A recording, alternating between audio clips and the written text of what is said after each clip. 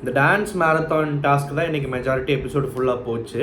And இதுக்கு முன்னாடி வந்து கண்டிப்பாக முதல்ல கொஞ்ச நேரம் வந்து நம்ம இவங்க இருக்காங்கல்ல, உள்ள பொண்டாட்டி இருக்காங்கல்ல, அவங்கள வந்து கொஞ்ச நேரம் வந்து நல்லபடியாக நல்ல வார்த்தைகளால் பெருமையாக பேசிட்டு அப்புறம் இன்றைக்கி அந்த டான்ஸ் மாரத்தான்குள்ளே குதிக்கலான்னு முடிவு பண்ணியிருக்கேன். ஏன்னா அன்றைக்கி எபிசோட் ரிவ்யூ மிஸ் பண்ணிட்டோம்ல, ஸோ கண்டிப்பாக அதை பற்றி பேசணும். அந்த எபிசோட் ரிவ்யூன்றதை விட இன்றைக்கி வரைக்கும் அவங்களோட சொற்பொழிவு வீட்டுக்குள்ளே போயிட்டு இருந்துச்சு. அந்த சீன்னு சொன்னதுக்கு பாவம் கோச்சிக்கிட்டாங்க இல்லையா? ஸோ அதனால் வந்து அவங்க வீட்டுக்குள்ளே எப்படிப்பட்ட ஒரு சீயான கேரக்டராக இருக்காங்கன்றதை பற்றி, அந்த சேச்சியை பற்றி பேசணும்ல. வாவ், சீ சேச்சி, சேச்சி மலையாளி தானே அவங்க. இந்த சேச்சிலே சீ வருதில்ல, அதான் நான் அவங்கள மட்டும் தான் சொல்கிறேன், பொதுவாக எல்லாரையும் சொல்ல. சரி, ஓகே. அதாவது ஒரு மாதிரி பைத்தியம் பிடிச்ச மாதிரி சுற்றிக்கிட்டு இருக்கிறது. இந்த 7G ரெயின்போ காலனி கிளைமேக்ஸில் வந்து சோனியா அகர்வாலோட ட்ரெஸ்ஸு பாய் தலானியெல்லாம் தூக்கிட்டு பைத்தியம் மாதிரி ஓடுவார் ஹீரோ. அது மாதிரி வந்து புருஷன் சட்டையை வச்சுக்கிட்டு உட்காந்துட்டு இருக்கிறது, இதெல்லாம் வந்து ஓவர் சீனாக இருக்குதுன்னு சொல்லிட்டு நிறைய பேர் ஏற்கனவே கலாய்ச்சிட்டு இருக்காங்க. இந்த கடுப்பையும் இந்த காண்டையும் இந்த பைத்தியக்காரத்தனத்தையும் பிடிக்காதவங்க மேலாம் போட்டு காட்டுறது. அதுவும் அது வந்து பாவமாக இருந்தால் பரவாயில்ல. அவன் நினச்சிட்டு இருக்காங்க வெளியே ரொம்ப பாவம்னு நினைப்பாங்க. சே, உலகத்தில் இப்படி ஒரு பொண்டாட்டியா அப்படின்னு நினைப்பாங்க. அப்படியே வந்து லவ் எக்கச்சக்க லவ்னு நினைப்பாங்க, பெருமையாக நினைப்பாங்க, எல்லாருமே ஹார்ட் விடுவாங்கன்னு சொல்லிட்டு. ஆனால் சீனு துப்பிட்டு இருக்காங்க வெளியே. ஏன்னா இப்போது திவ்யா வந்து ஒரு விஷயம் பேச அட்ரஸ் பண்ண கூப்பிட்டாங்க. நீ அவங்கள பற்றி ஒன்று சொல்லியிருக்க, அவங்க அட்ரஸ் பண்ண ஒன்று கூப்பிட்டாங்க. நீ வந்து அவ்வளோ திமிரை எந்திரிச்சு போகிறவ ஒரு நிமிஷம் இருங்கன்னு சொன்னப்போ இருக்க முடியாதுன்ட்டு அவ்வளோ காண்டில் போனேன். உள்ளே போய் பின்னாடியே போய் அப்படி இருக்காதீங்க, தலை வந்து கூப்பிட்றாரு, வினோத் வந்து கூப்பிட்றாரு, இருக்காதீங்க இங்கே வாங்க உட்காருங்கன்னு பேசினா உடனே அங்கே ஒரு விஷயத்த சொல்கிறேன். அதாவது திருநாய் மாதிரி அப்படியே ஒரு எக்ஸ்ப்ரெஷனு, ஒரு சவுண்டு, வீடே அதிருது, அப்படியே நாய் குறைக்கிற மாதிரி இருக்குது. ஏன் இவ்வளோ சவுண்டு, ஏன் இவ்வளோ டென்ஷனு?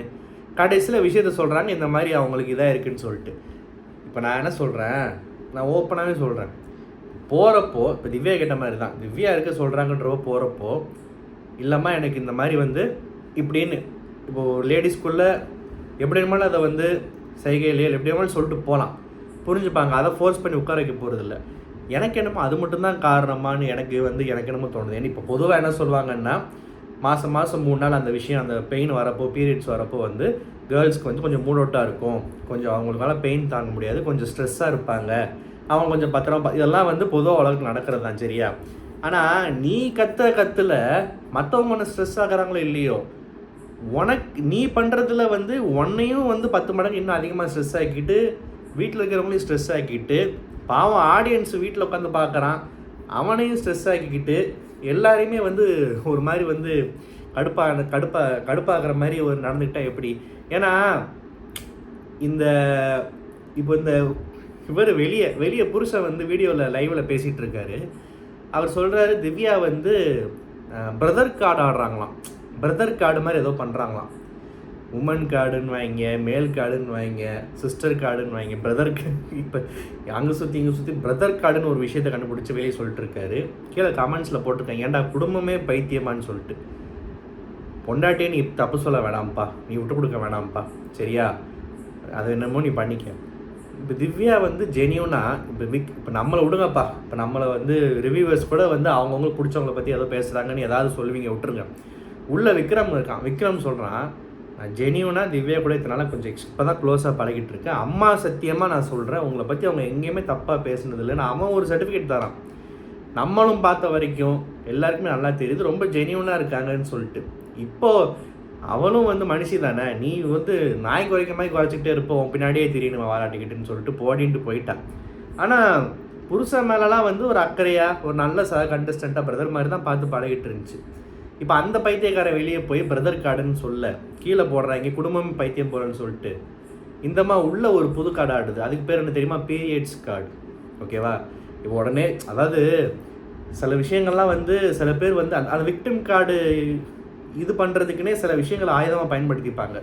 இப்போது விஜய் சேதுபதி ஒரு எபிசோடில் சொன்னார்ல, நம்ம தான் பேஷண்ட் ஆகிட்டோமேனு திவ்யா சொன்ன மாதிரி பேஷண்ட் ஆகுறது, உடம்பு சரியில்லைன்றது, தலைவலிக்குதுன்றது, ரம்யாலாம் முக்கால்வாசி நேரம் உடம்பு சரியில்லைன்னு மயங்கி விழுந்துச்சுல, அந்த மாதிரிலாம். அது மாதிரி வந்து இதுவும் ஒரு கார்டு தான், பீரியட்ஸ் கார்டுன்னு சொல்லலாம். ஏன்னா உங்களுக்கு அந்த மாதிரி ஆயிடுச்சுன்னா போயிட்டு மாற்றிட்டு வரலாம், இல்லை சொல்லிட்டு போகலாம். ஆனால் அதை ஒரு காரணமாக வச்சு அந்த கத்துலேயே வந்து இன்னும் இன்னும் 10 மடங்கு வயிறு வலிக்கும் போல் அந்த அளவுக்கு கத்திக்கிட்டு இருக்கு. ஓகேவா? இவர் வந்து கார்டை கொடுக்குறாருல மற்றவங்களுக்கு. ஸோ இப்போது நம்மளாம் என்ன சொல்கிறோம், இந்த மாதிரி ஒரு கார்டை கொடுத்துருவோம். ஓகேவா? ஏன்னா இதை வச்சு தான் வந்து இது பண்ணிகிட்ருக்கேன்னு. அப்புறம் வந்து பேசினா கனிக்கிட்ட இருக்கிற ஒரு பிஹேவியராக இருக்கட்டும், திவ்யா கிட்டே இருக்கட்டும், யாரையும் முகம் கொடுத்து பேசுறது இல்லை. நம்பர் 1.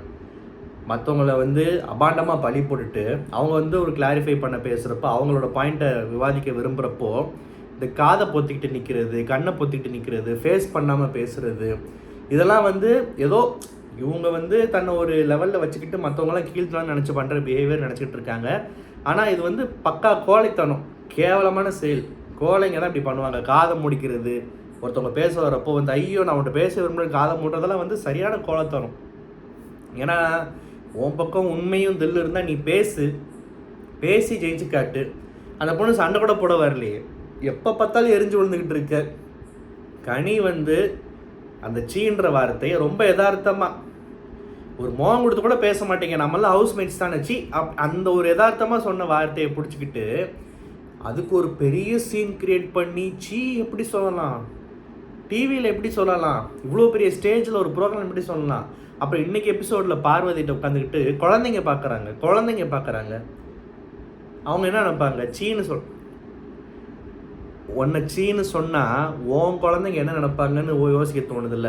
உன் குழந்தைங்களோ மற்ற குழந்தைங்களோ யாரோ. அப்போ நீ இன்னொரு பொண்ணை வந்து கிளவின்னு சொல்லி பேசுகிறியே, உன்னை கம்பேர் பண்ணதுக்கு அவள் கிளவின்னு சொல்லி பேசுகிறல்ல. அப்போ கனியோட குழந்தைங்கள என்ன லாலிபாப் சூப்பிட்டு போவாங்களா? உன் மூஞ்சிலே காரி துப்ப மாட்டாங்க அவங்கெல்லாம், எங்கள் மம்மி எப்படி கிளவின்னு சொல்லலான்னு. அப்போ உனக்கு சீன்றது இவ்வளோ ஹர்ட்டாக இருக்குது. இந்த சீன்றதை வச்சு நீ எவ்வளோ விளையாடுற இந்த வீட்டுக்குள்ளே 3 எபிசோடா.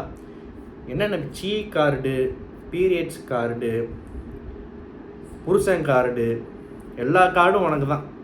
எல்லா கார்டும் வச்சு சீட்டு குளிக்க ஆடிக்கிட்டே இருக்க வேண்டியதுதான். இப்போ புதுசாக ஒரு பிளான் பண்ணிக்கிட்டு இருக்கு. ஏன்னா இதை நான் அப்புறம் சொல்லலாம்னு நினச்சேன், நான் இப்போயே சொல்லிடுறேன். சாண்ட்ரான்றேன் பொண்டாட்டியை பற்றி பேசுகிறதுனால, இந்த கேமில் மேரத்தானில் ஒரு டீம் வின் பண்ணால் அதுலேருந்து ஒரு கண்டஸ்டண்ட்டோட ஃபேமிலி மெம்பரை செலக்ட் பண்ணி உள்ளே 24 ஹவர்ஸ் தங்க வைப்பாங்கல்ல. நான் தயவுசென்னு சொல்கிறேன், எங்கே போய் முடிய போகுதுன்னு தெரில.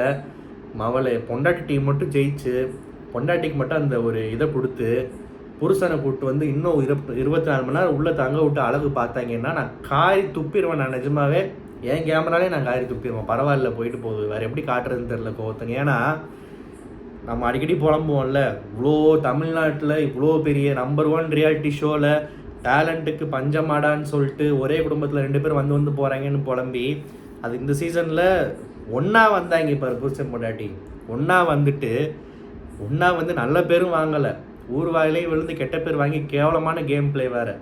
வெளியே போயும் வந்து கேவலமாக தான் பேசிக்கிட்டு இருக்காங்க. உள்ளுக்குள்ளே இது அதை விட கேவலமாக பண்ணிக்கிட்டு இருக்கு. நான் சொன்ன கார்டெல்லாம் ஜாலிக்கிட்டு இருக்கு. இப்போது நான் என்ன சொல்கிறேன், இது ஒரு சூப்பர் சான்ஸு. ஒரு சாதாரண ஃபேமிலி மெம்பர், மீடியா எக்ஸ்போஷர் இல்லாமல் கஷ்டப்படுற ஃபேமிலியாக இருக்கலாம், இல்லாட்டி ஒரு ஃப்ரெண்டாக கூட இருந்துட்டு போட்டுமே, வேறு யாரோ ஒரு கண்டஸ்டண்ட்டோட எந்த ஒரு இதுக்கு முன்னாடி கேமராவே பார்க்காத ஒரு டிசர்விங்கான ஒரு ஆளை கூப்பிட்டு வந்தீங்கன்னா அவங்களுக்கு இதெல்லாம் ஒரு லைஃப் டைம் ஆப்பர்ச்சுனிட்டி, லைஃப்பில் மறக்கவே மாட்டாங்க, என்றைக்குமே நன்றி கடனோடு இருப்பாங்க. அந்த மாதிரி ஒரு நல்ல ஒரு பர்சனாலிட்டி, ஒரு நல்ல ஒரு ஆளை செலக்ட் பண்ணி உள்ளே கூப்பிட்டு வந்து 24 ஹவர்ஸ் உட்கார வச்சு அவங்க எப்படி இவங்க கூட மிங்கிலாகிறாங்க, பேசுகிறாங்க, அன்பு பாசத்தை பொழிகிறாங்களா, இல்லை என்ன பேசுகிறாங்க, ஃபீட்பேக் தராங்களான்றதெல்லாம் அழகு பார்த்துட்டு நல்லா சுவாரஸ்யமாக பண்ணலாம். ஆனால் இந்த கர்மம் முடித்தவங்க தயவு செஞ்சு ஜெயிச்சு தொலைஞ்சிடாங்கன்னு, ஜெயிச்சாலுமே பரவாயில்ல, இவன் ரெடியாக இருக்கா, இது ரெடியாக இருக்குது வீட்டுக்குள்ளே உட்காந்துக்கிட்டு. அதுவும் மற்றவங்களுக்குலாம் ஃபேமிலி மேலே அக்கறையே இல்லையான்னு ஒரு பேச்சு வேறு. அவங்கெல்லாம் ஃபன் பண்ணி ஆடுற அந்த டாஸ்க்கெலாம் ரெடியாக இருக்கா. புருஷனை கூப்பிட்டு வந்து 24 ஹவர்ஸ் உள்ள வைக்கிறதுக்கு இது மட்டும் நடந்துடவே கூடாது. இதை விட அநியாயம் 2வது வாட்டி ஒரே சீசன் நடக்கவே கூடாது. அதனால் வந்து எனக்கு இப்போவே வந்து தேவையில்லாமல் வந்து நம்ம வாயை கிளற வேணாம், இந்த மாதிரி நடந்துக்கூடாதான் நான் யோசிச்சுட்ருக்கேன். அது வேறு யாருக்காவது அந்த விஷயம், அந்த வாய்ப்பு போய் சேரட்டும். இந்த வீட்டுக்குள்ளே வராதவங்க, டிவி கேமரா முன்னாடி வராதவங்க, இல்லாட்டி வேறு யாருக்காவது போய் சேரட்டும். பார்த்த மூஞ்சியெல்லாம் திரும்ப பார்க்க முடியாது. அதுவும் புருஷன் முன்னாடி திரும்ப வீட்டுக்குள்ளே வர்றதை நான் ஒத்துக்கவே மாட்டேன். நான் என்ன விஜய் டிவியில் இருக்கிற, சரி ஓகே, நான் நம்ம ஆடியன்ஸை நமக்கு அர்த்தம் சொல்கிறோம், பார்ப்போம் என்ன நடக்குதுன்னு பொறுத்திருந்து பார்க்கலாம். ஸோ வந்து ஆனால் ஒரு விஷயத்தில் வந்து இந்த பொண்டாட்டியை பாராட்டலாமான்னு சொல்ல தெரில, பரவாயில்ல, அறிவை யூஸ் பண்ணுது. இந்த பார்வதி கிட்ட கம்முவை நம்பாத, அவன் எல்லா பக்கமும் கேம் ஆடுறவன், அவன் வந்து எப்போ வேணாலும் உன்னை கவுத்திட்டு போயிடுவான், நீ வெளியே போனீங்கன்னா அவன் ஆட்டமே வேறு மாதிரி இருக்கும், நீ வேணா பாரு, இந்த ட்ரையாங்கிளை இன்னும் கண்டினியூ பண்ணுறான், அதெல்லாம் சொல்லிக்கிட்டு இருக்கு. ஏன் கரெக்டாக கம்முவை பொறுத்த வரைக்கும் என்ன தெரியுமா, இப்போ அன்னைக்கு வியானை எவிக்ட் ஆனாங்கல்ல, இந்த கம்ருதின்ற ஆள் அந்த பொண்ணு வெளியே போகிறப்போ ஜாலியாக ஃபன்னாக சொல்லிட்டு போயிடுச்சு. ஆனால் இந்த சீசன் ஆரம்பிக்கிறப்போ இனிஷியல் எபிசோட்ஸ்லாம் பார்த்தீங்கன்னா இந்த கம்ருதின்ற ஒரு கேரக்டர் வந்து வீட்டுக்குள்ளே இருக்கிற எல்லா டெலிஃபோன் பூத்துலேயும் காயின் போட்டு பேச ட்ரை பண்ணுச்சு. அந்த எந்த காயின் எந்த ஓட்டைக்குள்ளே கரெக்டாக போய் லைன் கனெக்ட் ஆச்சோ அதுக்கிட்ட மட்டும் ஒர்க் அவுட் ஆச்சுன்னு சொல்லிட்டு கண்டினியூ பண்ணுச்சு. அதில் 2 தான் இந்த அரோரா பார்வதியெல்லாம். அதில் ஒன்று வந்து நிறைய அடிக்கடி காயின் போட அலோவ் பண்ண பூத் எதுன்னு பார்த்துட்டு அதில் வந்து ரொம்ப நேரம் பேசிக்கிட்டு இருக்கு, அது பார்வதி. இதுதான் கம்ருதின்னு. எப்படி சொல்கிறது, இப்போ சில பேர்லாம் நம்ம ரியல் லைஃப்பில் பார்த்துக்கிட்டிங்கன்னா ரொம்ப ப்ளே பாய் அப்படின்னு ஒரு பேர் வச்சுருப்பாங்க, ப்ளே பாயின்னு வாங்க, இல்லாட்டி கெத்துன்னு வாங்க அப்படின்னு சொல்லிட்டு. ஆனால் அவங்களோட ரியல் லைஃப் ஸ்ட்ராட்டஜி என்னவாக இருக்கும் தெரியுமா, ஒரு 50 பேர்கிட்ட பிச்சை எடுத்தால் ஒரு 48 பேர் காரி துப்புவாங்க, ஆனால் 2 பேரும் அதை பிச்சை போட்டுருவாங்கல்ல. இதில் வெளியே அந்த 2 பேர் பிச்சை போட்டதை பெருமையாக பீத்திப்பாங்க, ஆனால் அந்த 48 பேர் காரி துப்புனதை எவனும் வெளியே சொல்ல மாட்டான். அது மாதிரி தான் இப்போ கம்ருதீன்லாம் அந்த மாதிரி தான். ஓகேவா, ஒரு 50 பேர்கிட்ட பிச்சை எடுத்தால் 2 பேர் நமக்கு காசு போடுவாங்கன்ற மாதிரி ஒரு கான்செப்ட் தான் வீட்டுக்குள்ளே. அதில் சிக்காதவங்கலாம் இப்போ வியானாலாம் ஒன்று தான். இப்போ சிக்கினவங்களில் இது இனத்தோட தான் செய்யணுன்ற மாதிரி பார்வதி உட்காந்து நாரிக்கிட்டு இருக்கு உட்காந்து. பட் ஆனால் மற்றவங்களாம் சொல்லியுமே மண்டையில் ஏறலைன்னா இன்றைக்கி கம்மு வந்து பக்கத்தில் எங்கேயோ தூண் துப்பிட்டு போனார்ல, அது மாதிரி தான் துப்புவாங்க. ஸோ இந்த டான்ஸு மேரத்தான் டாஸ்க்கு இது வந்து ஆக்சுவலாக அந்த டக்குன்னு அந்த பாட்டு போடுறப்போ எல்லோரும் வந்து ஆடுற மாதிரி அதுவே வச்சுருக்கலாம். நான் தான் சொன்னேன்ல, ரொம்ப மேதாவி மாதிரி உள்ள ரொம்ப க்ரியேட்டிவாக இருக்குன்னு சொல்லிட்டு சில பேர் வித்தியாசமாக ஏதோ பண்ணுவாங்க, ஆனால் ஃப்ளாப்பாக போய் முடிஞ்சிடும்னு. இது ஃப்ளாப்புன்னு சொல்ல முடியாது, பட் ஆனால் அந்த டைம் டாஸ்க் இதையும் கம்பைன் பண்ணி வச்சுட்டாங்க. ஏன்னு தெரில, 2மே வைக்கணும்னு நினச்சாங்க போல். இதில் இன்னொரு அட்வான்டேஜ்னால் இந்த டைம் டாஸ்கில் பிக் பாஸ் டீமை தவிர உண்மையான வின்னர் யார், கரெக்டாக தான் பாயிண்ட்ஸ் தராங்களான்னு யாராலுமே சொல்ல முடியாது. இதுதான் இங்கே ட்விஸ்ட்டு. யோசிச்சு பாருங்கள், உள்ளே அவங்களாலையும் சொல்ல முடியாது, இங்கே கட் பண்ணி 1 hour எபிசோடு பார்க்குற நம்மளும் சொல்ல முடியாது, லைவாக இருந்தாலுமே அதை சொல்ல முடியாது, யாராலையும் கணிக்க முடியாது. இங்கே தான் ஏதோ புருஷனை உள்ளே அனுப்ப பிளான் போடுறாங்களான்னு டவுட்டாக இருக்குது. ஆனால் இன்றைக்கி பார்த்தா ட்ரா, 3 டீமுக்குமே ஒரே பாயிண்ட்ஸ் கொடுத்துட்டாங்க. அண்டு இது அப்படியே வாழ்ந்துருக்கலாம். விக்ரம் தேவையில்லாமல் ஒரு விஷயம் பண்ணாப்புல, ஃபன்னாக போய் எல்லாரையும் டிஸ்டர்ப் பண்ணுறன்ற பேர் அது பிரச்சனை போய் முடிஞ்சிருச்சு. எப்போயுமே ஃபன்னுன்னு ஆரம்பித்தா நம்ம ஒரு ஸ்டாண்டப் காமெடியான நமக்கு ஒரு ஹியூமர் சென்ஸ் இருக்கும், நம்ம ஒரு வரமுறையாக ஒரு அளவு போட்டு ஒரு வேலையை தாண்டாமல் ஒரு விஷயம் பண்ணுவோம். இதவே மற்றவங்களும் பண்ணுவாங்களா, அந்தளவுக்கு அறிவு இருக்குமான இருக்காது. ஸோ இவர் பண்ணாமல் இருந்துக்கலாம், மற்றவங்க டிஸ்டர்ப் பண்ணி அது ஒரு சலசலப்பெலாம் ஏற்பட்டுச்சு. லாஸ்ட்டில் வந்து ட்ரான்னு சொல்லிட்டு முடிச்சிட்டாங்க. ஸோ இந்த டாஸ்கில் எனக்கு பிடிச்ச டான்ஸர் டீமுன்னு பார்த்தா திவ்யாவோட டான்ஸ் தான் பிடிச்சிருந்துச்சி இவன் சொல்ல போகிறான் அப்படின்னு தான் நினைப்பீங்க. அப்படி இல்லை, கண்டிப்பாக எனக்கு விக்ரம் டீமோட டான்ஸ் ரொம்ப பிடிச்சிருந்துச்சு. அதில் விக்ரமோட ப்ரெசன்ஸும் அவர் என்ன தான் வந்து கொஞ்சம் இதாக இருந்தாலுமே அதில் ரொம்ப இன்வால்வாக நல்லா டான்ஸ் ஆடினார், கீழே நின்றுமே நல்லா டான்ஸ் ஆடினார். அந்த டீமே மொத்தம் அந்த எனர்ஜி எனக்கு ரொம்ப பிடிச்சிருந்துச்சு. அதில் விக்ரம் வந்து ஒரு சென்டர் ஆஃப் அட்ராக்ஷன் மாதிரி எனக்கு தெரிஞ்சாலுமே எஃப்ஜே, விக்ரம், அரோரா அந்த எல்லாருமே சேர்ந்து ஆடினது, அந்த ஒரு டீமோட அந்த ஒரு எனர்ஜி.